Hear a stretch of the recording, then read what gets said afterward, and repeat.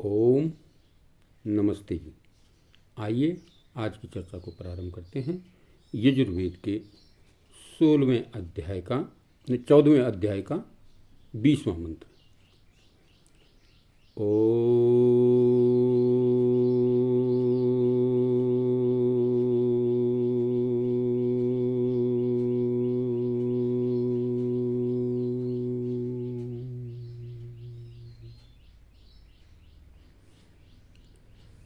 अग्निर्देवता वातो देवता सूर्यो देवता चंद्रमा देवता वसवो देवता रुद्रा देवतादित्या देवता मरुतो देवता विश्वे देवा देवता बृहस्पतिर्देवतेन्द्रो देवता वरुणो देवता। कहा इस संसार में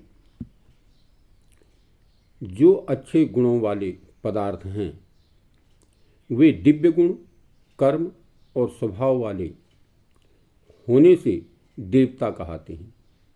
जितने भी कहते हैं अच्छे गुण वाले हैं वे दिव्य गुण वाले पदार्थ क्या कहते हैं? देवता कहते हैं।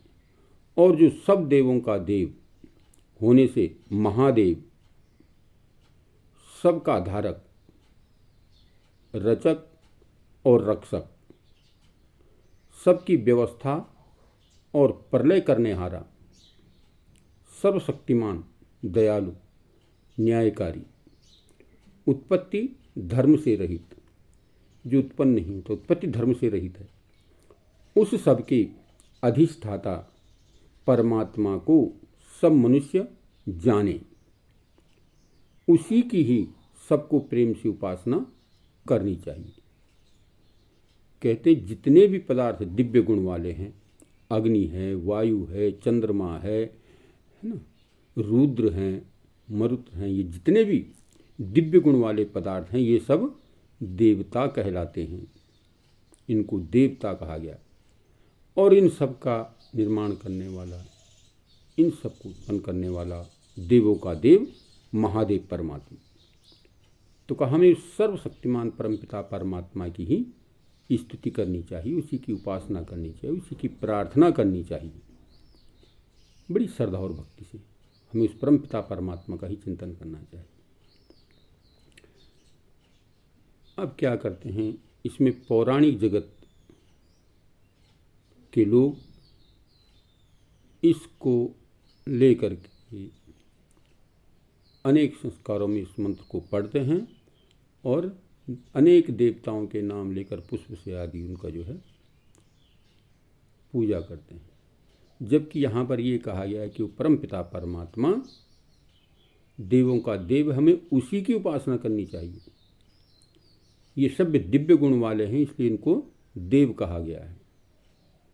इनकी पूजा करना, इनका सत्कार करना, इनसे ठीक ठीक उपयोग करना है, तभी जाके हम इनसे ठीक लाभ ले सकते हैं। विद्युत है, बिजली है, अग्नि है, इसका जब हम ठीक प्रकार से उपयोग करते हैं, सही इस्तेमाल करते हैं तो ये हमें सुख पहुंचाती है। और अगर इसका दुरुपयोग कर दिया जाए, थोड़ा सा भी गलत कर दिया जाए तो ये हमारे को हानि कर देता है, यहाँ तक कि प्राणों तक भी ले सकता है। तो इसलिए इनकी पूजा का तात्पर्य यह है कि हम इनका सदुपयोग करें, ठीक प्रकार से करें। जल की अपने को स्वच्छ पवित्र आदि करके, जल से स्नान आदि करके, जल का आचमन आदि करके हम अपने जीवन को सुंदर और श्रेष्ठ बनाएं। ठीक ठीक उनका उपयोग करें। वायु से प्राण वायु को बलिष्ठ करें।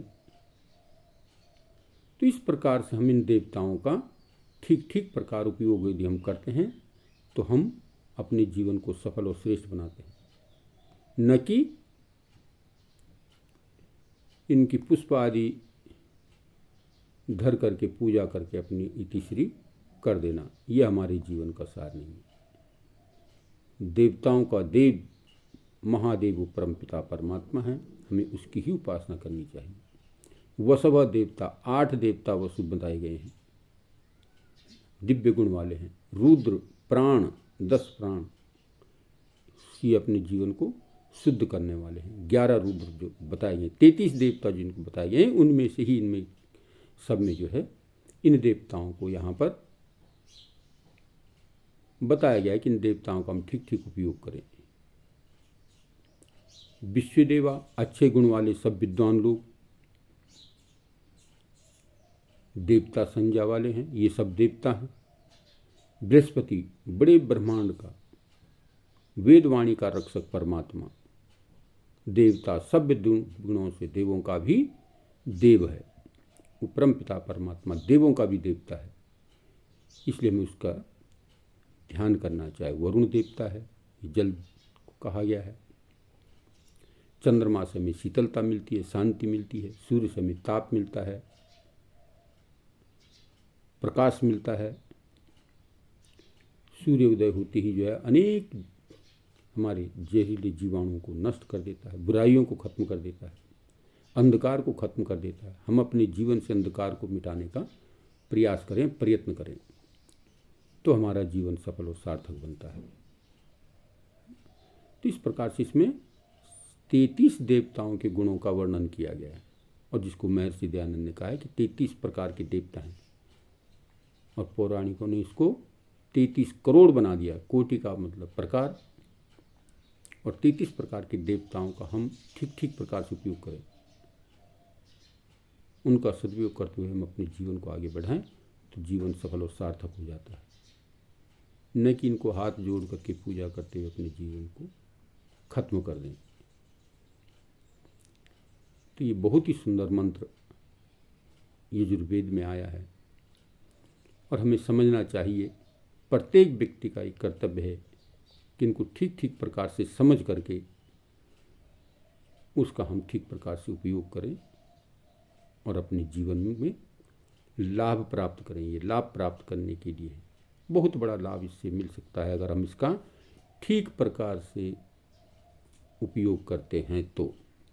और यदि हम ठीक प्रकार से उपयोग नहीं करते तो फिर जीवन निरर्थक और बेकार हो जाता है। तो आइए इस मंत्र से प्रेरित होकर के हम अपने जीवन को सफल और श्रेष्ठ बनाने के लिए उन्नतमय कार्य करते अपने जीवन को आगे बढ़ाएं, तो इससे हमारा जीवन सफल और सार्थक होगा। आइए आज की चर्चा को यहीं पर विरमित करते हैं। ओम शांति।